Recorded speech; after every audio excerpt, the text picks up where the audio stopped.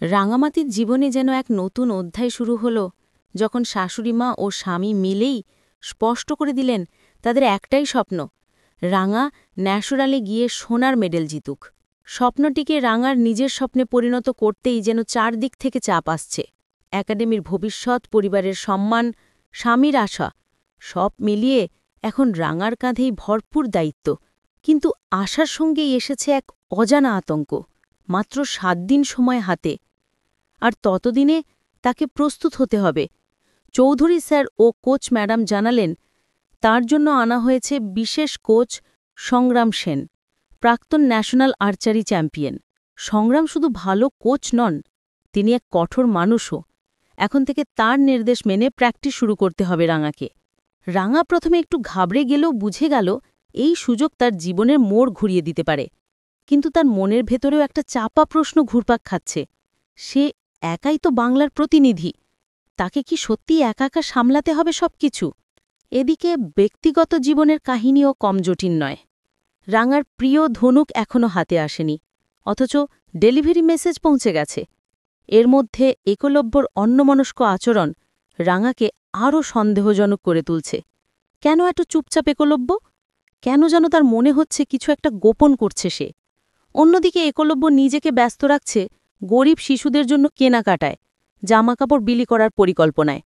রাঙা প্রথমে বিরক্ত হলেও পরে বুঝতে পারে একলব্যর মন খারাপের পেছনে হয়তো অন্য কোনো কারণ আছে। এমন সময়ে পাড়ার মানুষদের কটূক্তি, বৌমাদের ওপর বাড়তি দায়িত্ব আর পরিবারের ভেতরের টানাপোড়েন, সব মিলিয়ে যেন এক অস্থির পরিবেশ তৈরি হয়েছে। নবরণ কাকু যখন হঠাৎ দেখা করতে এলেন, রাঙা ও একলব্যর হাত ধরে হাঁটার দৃশ্য দেখে তিনি বেশ বিরক্ত হলেন। যদিও রাঙা পরিস্থিতি সামাল দিল, তবু এই নিয়ে ফিসফাস শুরু হলো আশেপাশে। আর শাশুড়িমা, যিনি বাইরে থেকে সবকিছু নিয়ন্ত্রণ করছেন, তিনিও বৌমাদের মধ্যে দ্বন্দ্ব তৈরি করতে কম চেষ্টা করছেন না। বৃন্দার শরীর খারাপ থাকলেও তাকে জোর করে কাজে লাগানো হচ্ছে, অথচ বলা হচ্ছে এটা নাকি শরীর চর্চা। ময়না, মনো সবাই চাপ সামলাতে গিয়ে হাঁসফাঁস করছে, কিন্তু পরিবারের সবাই একদিকে একজোট হয়ে রাঙার জন্য আত্মত্যাগ করছে বললে, অন্যদিকে দেখা যাচ্ছে এর ভেতরে রয়েছে প্রতিযোগিতা, কুটকচালি আর লুকোচুরি। রাঙা বুঝে গেছে শুধু মাঠে নয়, ঘরের ভেতরেও তাকে জেতার জন্য লড়াই চালিয়ে যেতে হবে। তার সাফল্যকে কেন্দ্র করে চলছে অসংখ্য পরিকল্পনা। কেউ প্রকাশ্যে পাশে দাঁড়াচ্ছে, কেউ আবার গোপনে ষড়যন্ত্র করছে। আহিরি আর অঙ্কুরের আচরণও সন্দেহজনক। তারা যেন অন্য কোনো উদ্দেশ্য নিয়ে এই পরিবারে এসেছে। বড় দাদাবাবুকে দেওয়া হয়েছে গোপন দায়িত্ব, ওদের ওপর কড়া নজর রাখতে হবে। রাঙার ন্যাশনাল চ্যাম্পিয়নশিপ ঘনিয়ে আসছে, আর সেই সঙ্গে ঘনীভূত হচ্ছে ষড়যন্ত্রের জাল।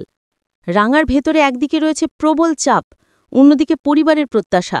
কিন্তু সে জানে তাকে এখন দৃঢ় হতে হবে। সোনার মেডেল জেতা শুধু তার ব্যক্তিগত স্বপ্ন নয়, তার শাশুড়ি, স্বামী, পুরো পরিবারের আশা আকাঙ্ক্ষা। সংগ্রাম সেনের প্রশিক্ষণ, একলব্যর নীরব সমর্থন আর নিজের অদম্য ইচ্ছাশক্তি তাকে এগিয়ে নিয়ে যাবে।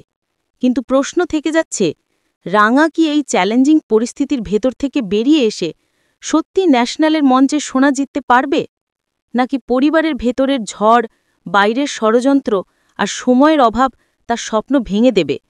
এভাবেই একদিকে তৈরি হচ্ছে রাঙার লড়াইয়ের কাহিনী, শরীরের ঘাম, ক্লান্তি, কঠিন প্রশিক্ষণের চাপ। অন্যদিকে চলছে মানসিক সংগ্রাম, পরিবারের কলহ, সম্পর্কের টানাপোড়েন আর চারপাশের কটূক্তি। রাঙা জানে জিততে গেলে শুধু তীরধনুক নয়, মনকেও শানিত করতে হবে। তো বন্ধুরা, কি মনে হয় তোমাদের? রাঙা কি পারবে শাশুড়ি মায়ের স্বপ্ন, স্বামীর বিশ্বাস আর নিজের সংকল্পকে এক সোনালী সত্যিতে রূপ দিতে? কমেন্ট করে জানাতে ভুলো না।